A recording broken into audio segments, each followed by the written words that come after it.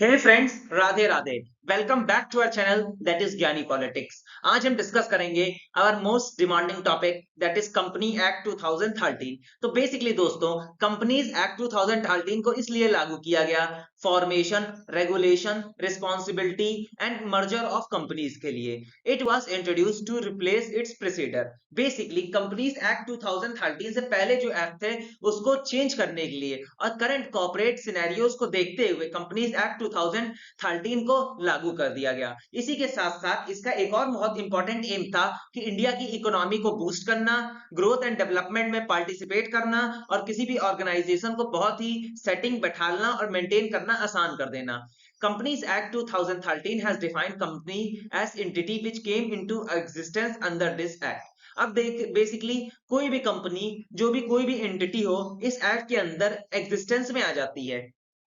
हे friends, अब हम discuss करेंगे इंडिया में कितने प्रकार की कंपनी है। तो बेसिकली अगर ब्रीफली हम डिस्कस करें तो इंडिया में तीन प्रकार की कंपनी है। One person company. Basically one person company एक ऐसी प्रकार की कंपनी है जिसमें मालिक एक पर्सन होता है और कंपनी का मेंबर भी एक होता है। प्राइवेट कंपनी ये एक प्रकार की ऐसी कंपनी है जिसके मैक्सिमम मेंबर्स 100 तक हो सकते हैं और मिनिमम मेंबर्स 2 होते हैं। और इसके कुछ रूल्स हैं। A private company have a minimum share capital of UP up to any amount as decided by the members. अब बेसिकली इन प्राइवेट कंपनी के शेयर्स होते हैं, इसको डिसाइड किए जाते हैं मेंबर्स के द्वारा।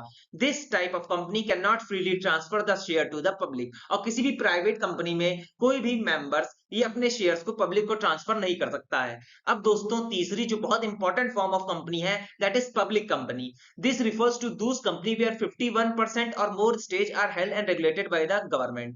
Further this type of company can issue share to the public. अब देखिए दोस्तों, जो पब्लिक कंपनी है इसमें 51 दैट इज 51 और इससे ज्यादा की हिस्सेदारी गवर्नमेंट की होती है, या तो स्टेट या तो सेंट्रल। इसमें जो शेयर्स है वो फ्रीली पब्लिक को ट्रांसफर कर दी जाते हैं।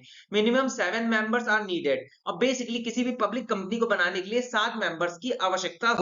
तो दोस्तों, इस स्लाइड का हमारा टॉपिक है that is incorporation of companies. तो बेसिकली कंपनी एक्ट 2013 को लागू होने के बाद ऐसी कंपनी जो इसमें लिस्ट होना चाहती हैं, रजिस्टर कराना चाहती हैं, उनको सर्टेन रूल्स एंड रेगुलेशंस को फॉलो करना चाहिए। उसके बहुत सारे रूल्स एंड रेगुलेशन हैं, इसलिए हमने कुछ इंपॉर्टेंट 3 को डिटेल में पढ़ेंगे।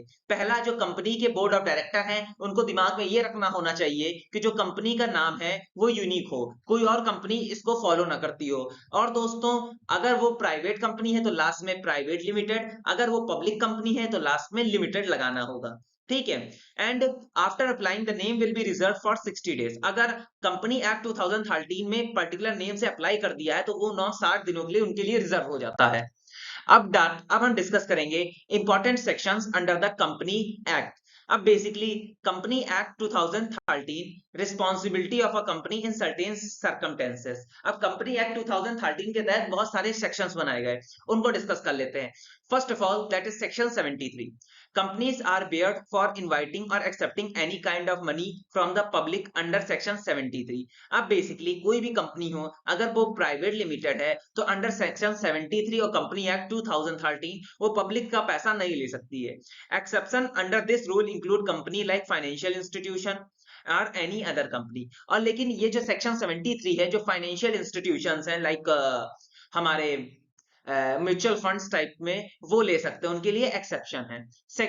और दूसरा section, section 135, company which have a net turnover of 500 crore or more in preceding year is required to form a corporate social responsibility committee। Basically ऐसी कंपनी जिसका टर्नओवर पिछले ईयर में 500 करोड़ से ऊपर था, उनको एक कॉर्पोरेट सोशल कमिटी बनानी चाहिए जो सोशल के वेलफेयर के लिए काम करेगी। और ये अंडर सेक्शन 135 और कंपनी एक्ट 2013 के अंदर आता है। अब हम डिस्कस कर लेते हैं हमारी लास्ट स्लाइड का पहला section that is companies act 2013 के अंदर जो सेक्शन 139 कहता है कि बेसिकली जो पहली एनुअल मीटिंग होती है उसमें हमें ऑडिटर अपॉइंट करना होगा, और जो ऑडिटर है कम से कम 5 एनुअल जनरल मीटिंग तक रहेगा। अब section 180, board of director can sell, lease और dispose any undertaking of company with consent of whole company. अब सेक्शन 180 कहता है कि जो बोर्ड ऑफ डायरेक्टर हैं वो कुछ भी सेल कर सकते हैं, कुछ भी किराए पे ले सकते हैं, अपनी कंपनी का कुछ भी डिस्पोज कर सकते हैं with the decision of the whole company. अब section 185, a company can not often any लोग डायरेक्टली और इनडायरेक्टली ऑफ इट्स डायरेक्टर और any individual to in whom the director is interested। अब बेसिकली सेक्शन 185 कहता है डायरेक्टर की मंजूरी से कोई भी लोन किसी भी डायरेक्टली पर्सन या किसी भी एंटिटी से नहीं लिया जा सकता है।